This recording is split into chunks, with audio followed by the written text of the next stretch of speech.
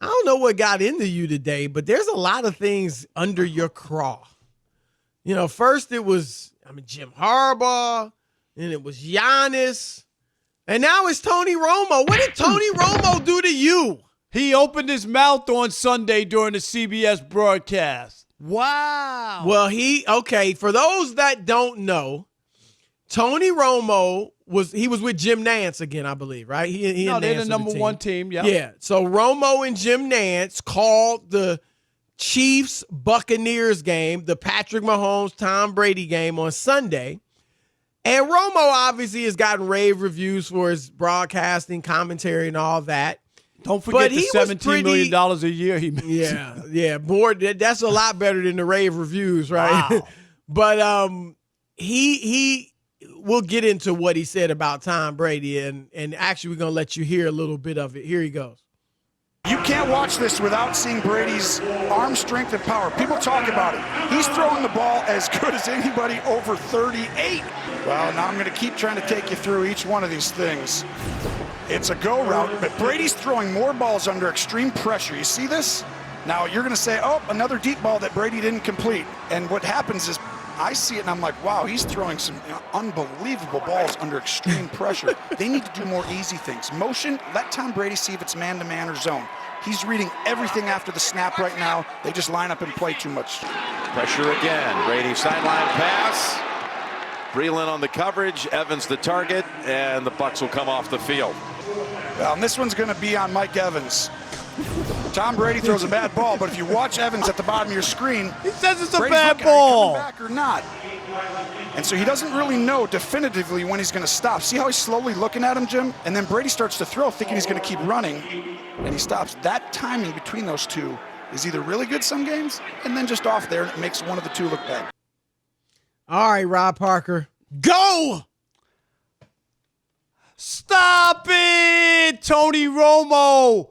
You're driving me crazy with all this mashugana. You know what? The sweet talk on Tom Brady was so much, people got toothaches watching that game. That's how bad it was. And he sold out NFL America for his friendship maybe with Tom Brady, his respect, his admiration, but he sold out the viewing audience. He said, I don't care what you're watching on the screen. I'm going to tell you it's something different. I'm going to tell you it's everybody else's fault. Bruce Arians, all the receivers, the people selling popcorn in the stands, they're all to blame for what's going on with Tom Brady. It ain't Tom Brady. And I want you to know, for all you people who are always ripping on reporters and us guys who are journalists, real reporters who are trained, real broadcasters, that you can't always go to the athletes to get the real story. You know why? Because most of them are linked with conflicts of interest all over the place. They played for that organization. They know the guy personally. They share the same agent. They play at the same country club, whatever it is. So they don't always give you the real story.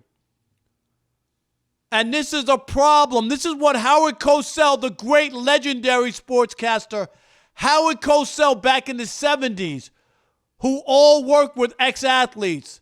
And he coined a phrase, jockocracy. Yes. Jockocracy. That's what was going on in the broadcast booth. When all these jocks come up and they tell you not what's really happening, but what they want to follow through with the narrative. That's what this was.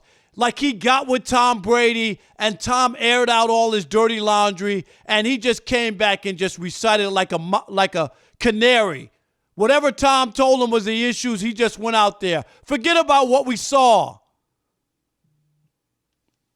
He drove me crazy. And you know what, Chris? It wasn't just Rob Parker, the sports writer, the journalist. Ryan Clark, who's a former NFL player who was watching as well, couldn't believe his ears and said, you know what? Tongue in cheek, hey, all DBs, I'm going to do what Tony Romo just did for Tom Brady and all the quarterbacks. I'm going to make excuses up and down the field. And if you looked on social media, fans reacted. It wasn't just Brady haters. Most people started their tweets with, I'm a Brady fan, and this is too much to take. That's how over the top it was, Chris. Yeah, I was watching the game, obviously. And obviously I like both of these guys. Mahomes, I love, and Brady I like. But I gotta admit, I was like, my goodness. Like, I mean, I wasn't like disturbed, you know what I'm saying? Like upset about it like you were. But I was like, man, like he really is, in Brady's corner. Because look, he made some good points, obviously. He made some legitimate points. I do think they need to do more play action, run the ball so you can set up the play action. He pointed out how they kind of, a lot of times there's not as much motion. They just got Brady in the shotgun and nobody in the backfield. You know what they're doing. So he pointed out some good things, but it went overboard. And it was over the top. Yeah, it was definitely. And again, like you said, I don't know. Is he buddies with Brady? They probably talked before the game. That's what you do. I did sideline reporting. We always met, with players and the coach before the game, and they can kind of put stuff in your head. You know what I mean? And if you let it get there, it'll come out in the broadcast. But like it did with Romo. I'm not that worked up over analysts, Chris, but this was just really it was a big national game, right? It wasn't a national game, a big game or whatever. And it just seemed to be really the narrative was just one-sided in favor of Tom Brady. And it just came off because, like I said, I wasn't the only one outraged. I mean, I couldn't get over. When you see other analysts from other networks chime in, they didn't mention him by name. Rod Woodson was on our show yesterday. He brought it up unsolicited. Remember? Unsolicited, exactly. He said the same exact thing. He thought it was just over the top. So, and this is my other thing, Chris, and we talked about this before. Hey, fans are not dumb. You cannot sell people, Chris, on something. That's why, the team's website. Are you ever going to read a column, hey, that a coach should be fired on a team website? No. Or a player played poorly? No. Are you going to read a story in the Players Tribune ripping a player, Chris, on the Players Tribune? No. Right. All I'm saying is be careful where you get your information and understand. And I know you don't want to believe this, but Chris and I, we've said it a million times. We're not perfect, and I'm talking about the media and the trained professionals. Right. But, Chris, we're more objective. We don't have a horse in the race. We saw it. People pointed at Paul Pierce and his criticism of LeBron. Chris, they had a thing, right? They played against each other, rivalry. Pierce did not like LeBron. Right. And so that was no secret. Right. And that's why when you hear his commentary, you go, wait, okay, you could be critical, but this is over the top, right? Well, I mentioned one other thing I want to say, and this is why Charles Barkley is one of the best, Chris, is that there are no sacred cows. Right. He ruined his friendship with Michael Jordan. He talked about it. Him and Mike aren't as close. He called Mike out as an executive that he wasn't good. And also, I've heard Charles Barkley on the air at halftime of an NBA game say, the NBA's unwatchable. There's only 3 or 4 teams worth watching. How many guys would say that covering the league? Well, that's why, look, Barkley's had beef with players, right? Yes. I mean, Draymond Green, Kobe. Remember Kobe went on the show and was like, he had issues with Charles before he went on the show. LeBron had issues with him? Yeah, right. So, no, you're right about that. And you said it, Rob. Look, there's all this talk. Like even there was talk. Some people thought LeBron was going to win MVP this year because of the narrative. Right. There's been talk. I can't remember.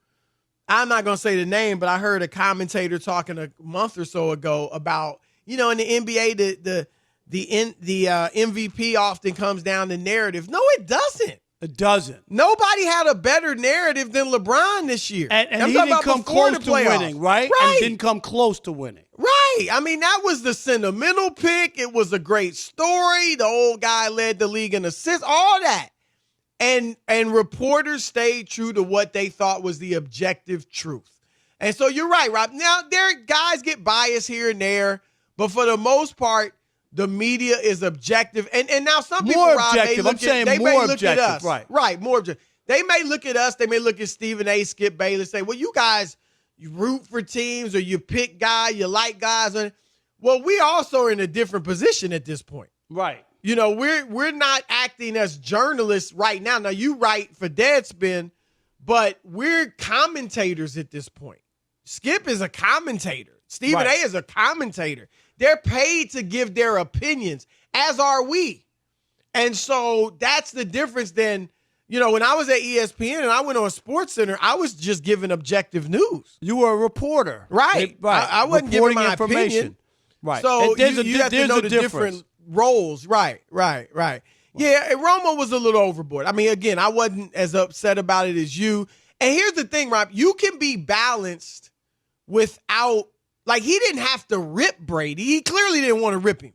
Right. But you could be balanced. Like, you just didn't have to go overboard and rip everybody else or make excuses. You know, you could just point out, you know, people are criticizing Tom Brady. And, yeah, he hasn't been the GOAT this year, but this is happening. They're not doing this. You know what I mean? Like, you can explain stuff without going too far overboard and sounding like a fanboy. Now, I know you said you didn't get too worked up, but I was so worked up. My panties were in such a bunch, I had to cut them off. That's how bad. Oh, gosh. Everything's not you funny. with the TMI, man.